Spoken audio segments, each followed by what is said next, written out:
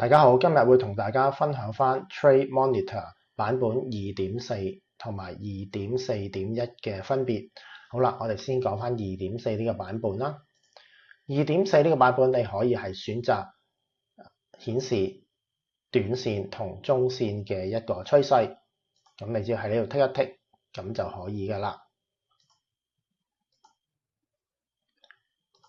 好啦，除此以外咧，其實亦都加咗個新嘅功能嘅，咁係希望咧，亦都咧幫大家咧可以咧睇到咧一啲唔同嘅走勢啦。例如咧，我哋可以咧顯示翻而家畫面之中恒生指數嘅月線圖。如果我哋咧想睇翻咧佢每月嘅平均波幅咧，咁我哋就可以咧喺呢度揀翻 SMA 嘅計算來源波幅，然後呢度咧我哋咧就將佢調校做12，再喺呢個位剔一下，咁咧佢就會顯示咗咧過去12個月恒生指數嘅波幅啦。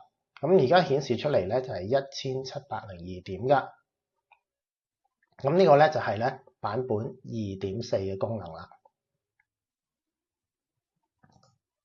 好啦，咁至於2.4.1咧，咁我哋咧就加多咗啲新功能。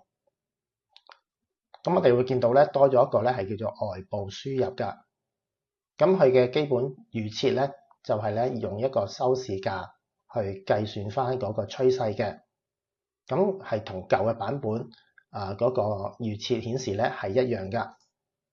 我哋喺2.4呢度還原翻最初顯示嘅價格。咁你會見到咧兩個顯示出嚟嘅指標咧係完全一樣嘅。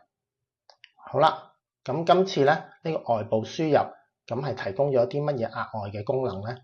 就係咧我哋咧可以自行咧去選擇咧其他嘅一啲技術指標咧，就作為一個咧係計算一個趨勢㗎。例如我哋喺呢度技術指標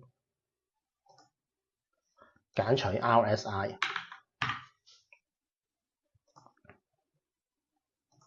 咁如果我哋希望係計算一個 RSI 嘅趨勢咧，咁我哋咧就可以喺版本2.4.1呢度設定撳入，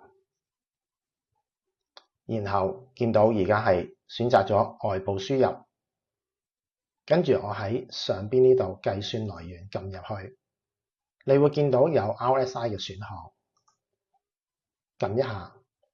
咁佢而家就會基礎於 RSI 去計咗個趨勢出嚟。同樣地，我哋可以挑選翻一個短期或者中期嘅趨勢。